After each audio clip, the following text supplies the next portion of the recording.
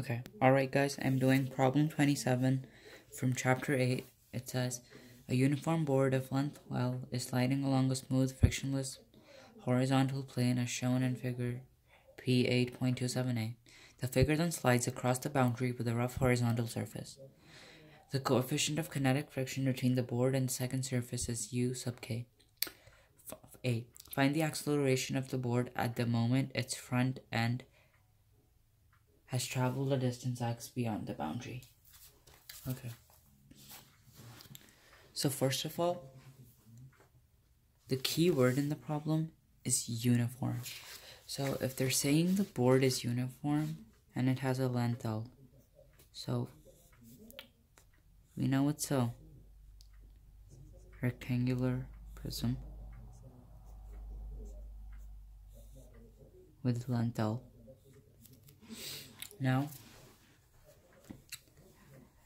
this block is entering into a friction surface, and this distance, let's call that x. So, now that we know that the block has a length L, we can say that the block has an initial mass of, say, m. So, mass block equals m. Now, if the entire block weighs m, and the only portion that friction is acting on, so let's say this is friction, the portion of the block on which friction is acting, it would have a mass of m times x over L, right? Because that's the x over L is basically the ratio of the distance lying in the friction surface compared to the entire length. And then they ask us to find the acceleration. So the acceleration is just force divided by mass. In this case, force, we assumed it to be m. So force divided by m. And now, what's the force that's acting on this object? Only the friction going towards the left, right? So let's draw that in the diagram.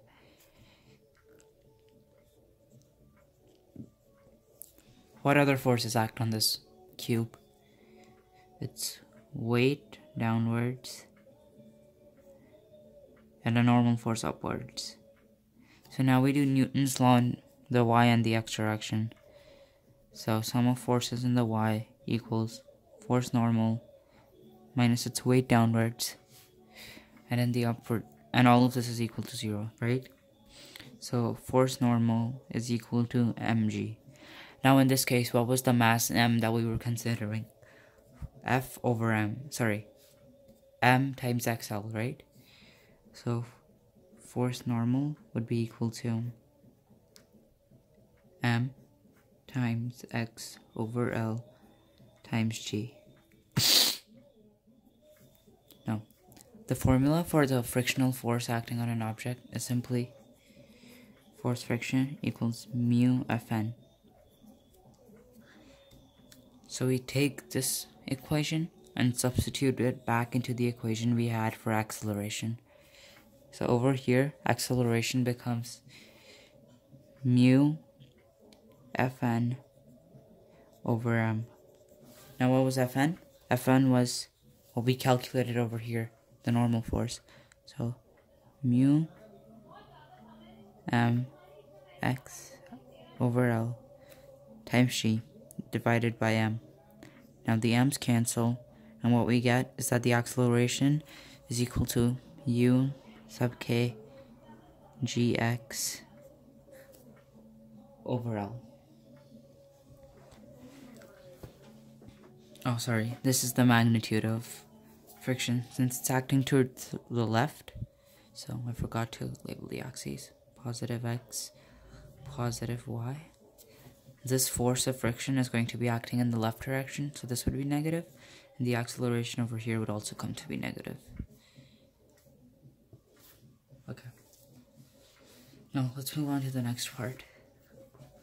The next part says the board stops moving at the moment its back end reaches the block. So now we basically are told that the entire length has entered the friction surface. And all we need to do is calculate the work done by friction as the block moves here. So work friction equals the integral from 0 to L of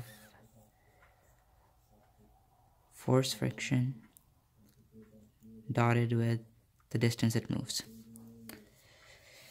So now it's saying that it's moving a distance a distance of L beyond the boundary, right? Because it's covering the same length that it had.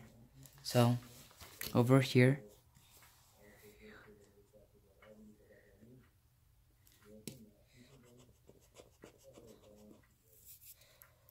that's why I use L over here. Now, what was the expression for the force friction? We substituted it back up here. So mu m x over L times g. So UL times mu m x over L times g times dx. So x is just the displacement that it's moving. Now mu m L g are all constant, so we'll take that out.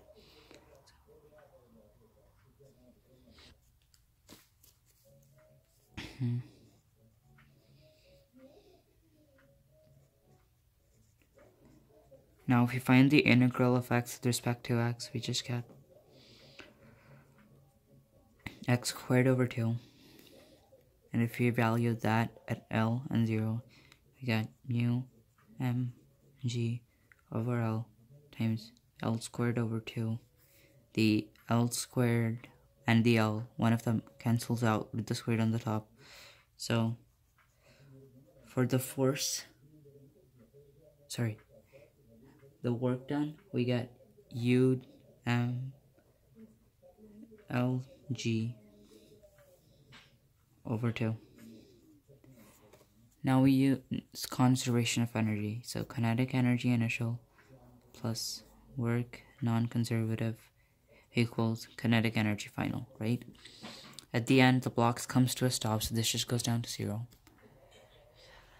Kinetic energy initial should be equal to 1/2 m v initial squared. And work non-conservative, so that's the work done by friction, we just calculated over here. So that's U m L g over 2. The m's cancel, the 2's cancel.